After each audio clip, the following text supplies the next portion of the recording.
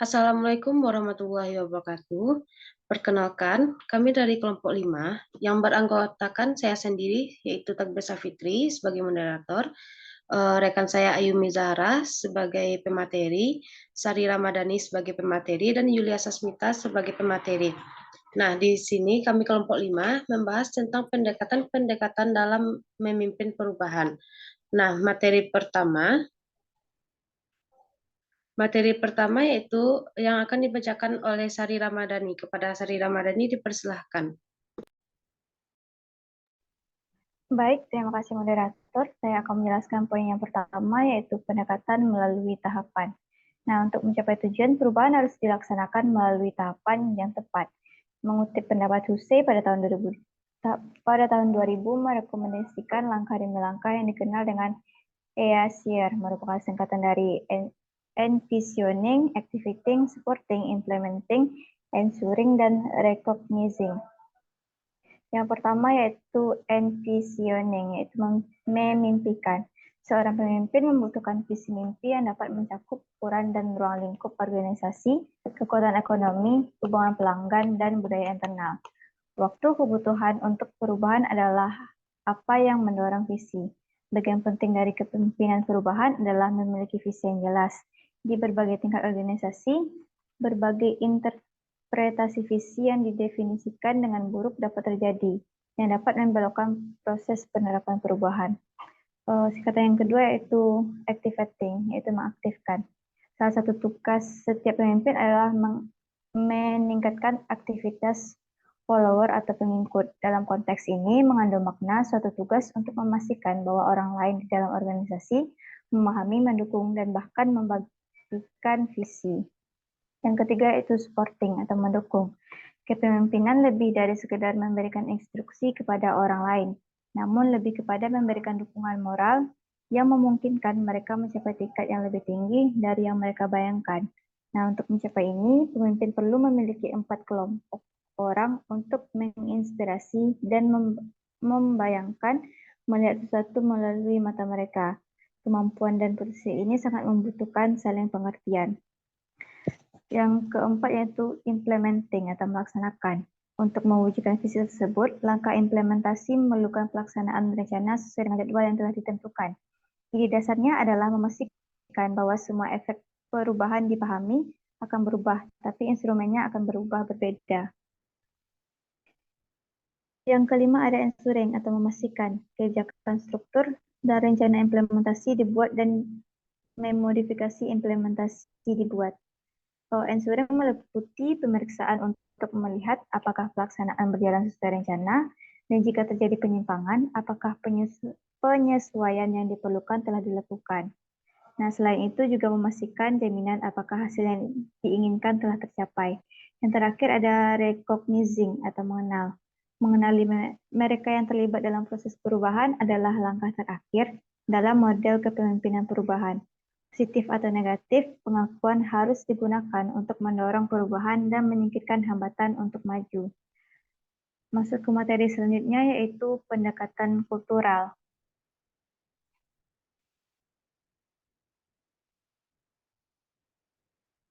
Pemimpin mampu menyeimbangkan antara nilai-nilai kemanusiaan dengan tugas kerja sering dikenal dengan istilah cultural leader. Cultural leader menunjukkan bagaimana masalah manusia dan operasional dapat hidup berdampingan. Ada beberapa hal yang dapat pemimpin kultural dalam melaksanakan tugasnya sebagai pemimpin, mengutip pendapat dari Peagian dalam Wibowo tahun 2006. Adapun halnya yang pertama yaitu creating the right environment atau menciptakan lingkungan yang tepat. Pemimpin berperan sebagai panutan untuk anggota organisasinya. Selain itu, pemimpin juga berperan sebagai pendorong dan juga harus bisa menghargai anggota organisasinya yang ditunjukkan berdasarkan sikap dan tingkah laku pemimpin tersebut. Hal ini dilakukan pemimpin agar membuat dirinya terlihat lebih terbuka dan mau menerima saran-saran yang diberikan oleh bawahannya ketika kegiatan diskusi berjalan. Yang kedua ada installing the right process, yaitu menyusun proses yang tepat. Nah, untuk memastikan bahwa individu di semua tingkatan dapat berkontribusi pada keputusan yang mempengaruhi mereka, maka pemimpin hendaklah mempertahankan bagaimana prosedur formal dan dapat mendorong bawahan untuk berpartisipasi dalam pengambilan keputusan. Apabila setiap pemimpin menciptakan budaya yang demikian, maka akan timbul sebuah keterbukaan di antara bawahan dan pimpinan. Baik, sekian materi dari saya kembalikan ke moderator. Terima kasih. Terima kasih kita ucapkan kepada Sari Ramadhani. Pembacaan materi selanjutnya yang akan dibacakan oleh Ayumi Zahra. Kepada Ayumi Zahra dipersilahkan. Baik, terima kasih moderator. Saya akan melanjutkan penjelasan materi yang ketiga mengenai pendekatan konektif. Pendekatan konektif merupakan pendekatan berdasarkan hubungan atau korelasi yang dilakukan dengan mengintegrasikan sifat saling ketergantungan dan menyadari adanya keberagaman untuk mencapai hasil yang diharapkan. Untuk itu, seorang pemimpin harus mengetahui dan paham, serta mau belajar menggabungkan atau saling ketergantungan dengan keberagaman.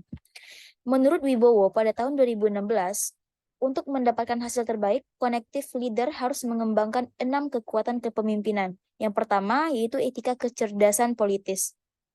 Connective leader ini mengacu pada sistem pengetahuan yang diwarnai oleh perasaan etika yang kuat. Dalam hal ini, mereka menggunakan kekuatan pribadi individu lain dalam membuat jaringannya, yang mana itu untuk mengatasi suatu masalah yang ada di dalam kelompoknya, bukan meningkatkan kekuatan dari dirinya sendiri. Mereka menciptakan hubungan secara emosional dengan dilakukan secara konstituen melalui simbol dramatis dan tidak diharapkan. Kemudian yang kedua, yaitu kebenaran dan akuntabilitas. Kebenaran dan akuntabilitas ini menghasilkan kredibilitas dan sebuah keyakinan dari pemimpin. Ini dapat menjadi krusial apabila perilaku pemimpin kelihatan bingung atau bertentangan. Kebenaran dapat membantu konstituen dalam mempertimbangkan apakah perubahan yang terjadi pada perilaku pemimpin dapat melihatkan suatu pemahaman baru yang lebih lengkap tentang masalah yang dihadapi. Yang ketiga yaitu politik kebersamaan. Di saat sekarang ini, di mana dunia selalu dihubungkan dengan namanya teknologi, tetapi terfragmentasi oleh kekuatan dari keberagaman. Connective leader inilah menjadi sesuatu kekuatan di tengah masyarakat. Mereka membuat hal ini dengan mempraktikkan bagaimana jalannya politik kebersamaan yang memberikan sebuah peluang keanggotaan pada konstituen yang lebih luas lagi. Kemudian yang keempat yaitu berpikir jangka panjang dan bertindak jangka pendek. Dalam melaksanakan pekerjaan sehari-hari, meskipun itu terkadang banyak menimbulkan tekanan, membangun masyarakat juga memerlukan apresiasi yang mungkin dilakukan untuk jangka panjang dan tidak tahu kapan berakhirnya. Nah, ini akan membutuhkan sebuah visi, dibutuhkan keberanian yang kuat untuk memilih dan menentukan antara permintaan sekarang dan dari konstituen kunci yang ada di masa depan yang lebih baik lagi. Yang keempat yaitu kepemimpinan melalui, yang kelima yaitu kepemimpinan melalui harapan. Kepemimpinan ini melalui harapan bukanlah obat yang mujarab, akan tetapi connective leader membiasakan diri pada dinamika pembelajaran dan mengenal bahwa tidak semua usaha baru menghasilkan sukses segera. Dan yang terakhir yaitu pencarian arti. Pemimpin yang efektif tahu bahwa akhirnya mereka diukur oleh kemampuannya mempengaruhi orang lain. Dalam mempersatukan kekuatan, saling ketergantungan, dan keberagaman, mereka mengundang orang di sekitarnya untuk turut bersama mencari arti yang lebih besar. Dengan mengundang pendukung tersebut, perubahan dunia akan menjadi lebih baik. Connective leader akan memberi konstituen peluang semakin tinggi. Kemudian materi yang keempat yaitu pendekatan pemberdayaan. Pemberdayaan berkaitan dengan pendistribusian otoritas dan tanggung jawab manajemen puncak. Untuk itu, jika tanpa dukungan manajemen puncak, pemberdayaan menjadi sulit dikembangkan di organisasi. Oleh karena itu, salah satu faktor yang mempengaruhi pemberdayaan ini adalah faktor gaya manajemen. Manajemen puncak itu seharusnya mengembangkan gaya manajemen partisipatif dalam mengelola dan memimpin organisasi. Michael Albaldeston, Chief Executive Officer Management College, menegaskan di depan peserta konferensi pada tahun 1993 mengapa pemberdayaan dianggap begitu penting akhir-akhir ini, yaitu sebagai berikut. Yang pertama itu alasannya kecepatan perubahan yang semakin tinggi. Turbulensi lingkungan, cepatnya respon persaingan, dan akselerasi permintaan-permintaan pelanggan menuntut kecepatan dan fleksibilitas yang sudah tidak cocok dengan cara kerja organisasi yang lama dan belum berubah. Kemudian yang kedua itu organisasi-organisasi tengah berubah. Nah, akibat dari downsizing ini, delayering dan desentralisasi berarti bahwa metode-metode kuno pencapaian koordinasi dan kontrol tidak lagi sesuai. Upaya mencapai kinerja ini akan menuntut staf mengemban tanggung jawab yang jauh lebih besar. Nah, pemberdayaan ini bisa mengungkapkan sumber-sumber bakat manajerial yang dulunya tidak dikenali dengan menciptakan situasi dan kondisi di mana bakat bisa tumbuh subur. Sekian penjelasan materi dari saya kembalikan kepada moderator. Terima kasih kepada Yumi Zara. Nah, materi selanjutnya yang akan dibacakan oleh Yulia Sasmita. Kepada Yulia, dipersilahkan. Baik, terima kasih moderator.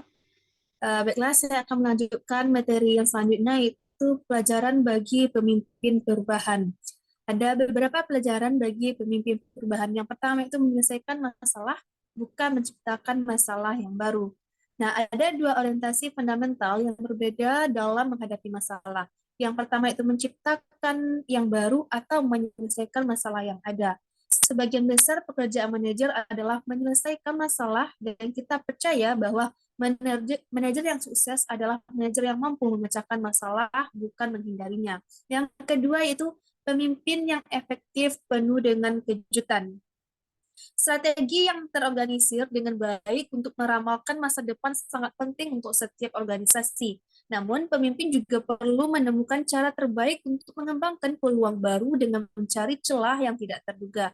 Jadi, para pemimpin harus secara bersamaan melakukan keduanya. Yang ketiga yaitu perubahan dimulai dari yang sedikit. Para pemimpin perlu berusaha untuk mengembangkan kekuatan organisasi dan menghabiskan cukup banyak waktu untuk memperbaiki kelemahan bawahan dalam bekerja. Pada awal perubahan perlu berfokus pada beberapa orang saja yang memiliki prestasi yang tinggi dan lebih disukai daripada mendorong seluruh anggota organisasi. Yang keempat yaitu dorongan kompetitif dan pembelajaran. Nah, Korter dalam Wibowo pada tahun 2006 mengatakan bahwa dorongan kompetitif dan pembelajaran sepanjang hayat merupakan dua faktor penting dalam kemampuan seseorang untuk mengembangkan karir di lingkungan ekonomi yang sulit ini.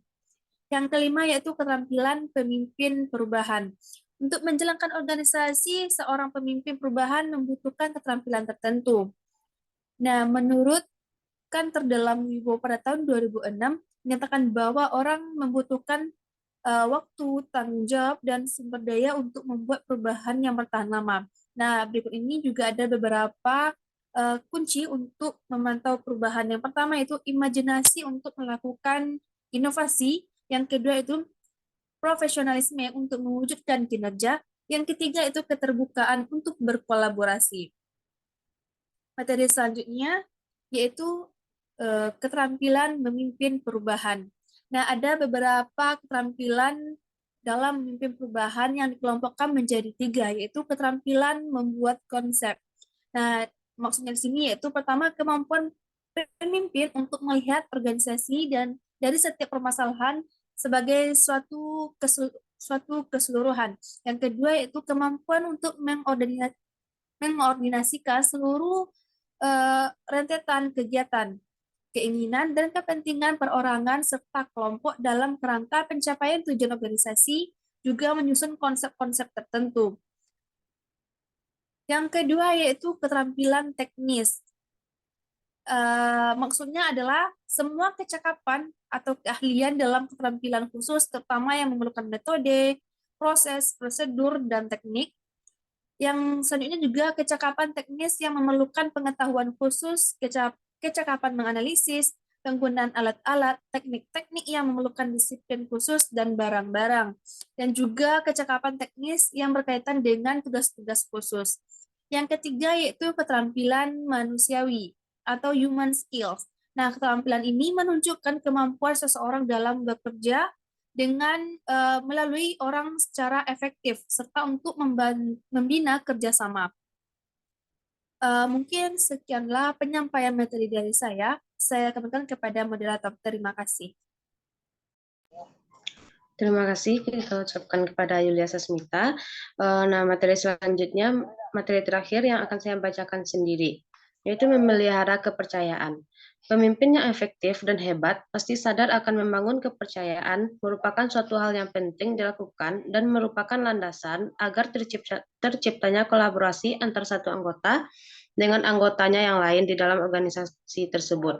Maka dari itu, berikut cara yang bisa dilakukan dalam membangun kepercayaan pada anggota tim organisasi. Yang pertama, berikan kepedulian Anda serta kepercayaan kepada anggota. Setiap sikap peduli dan memberikan kepercayaan kepada anggota organisasi merupakan suatu bentuk motivasi terhadap si karyawan sendiri.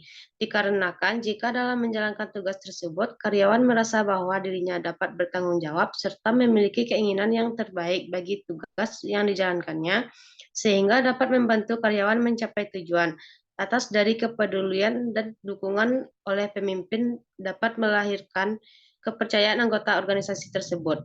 Yang kedua, memberikan apresiasi yang baik kepada anggota-anggota organisasi. Setiap anggota-anggota tim yang berkontribusi atas pencapaian yang dituju dalam perusahaan harus diberikan apresiasi oleh lingkungan sekitarnya juga.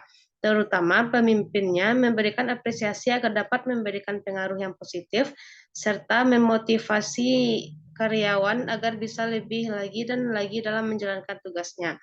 Yang ketiga yaitu mengerti bagaimana cara menegur anggota tim.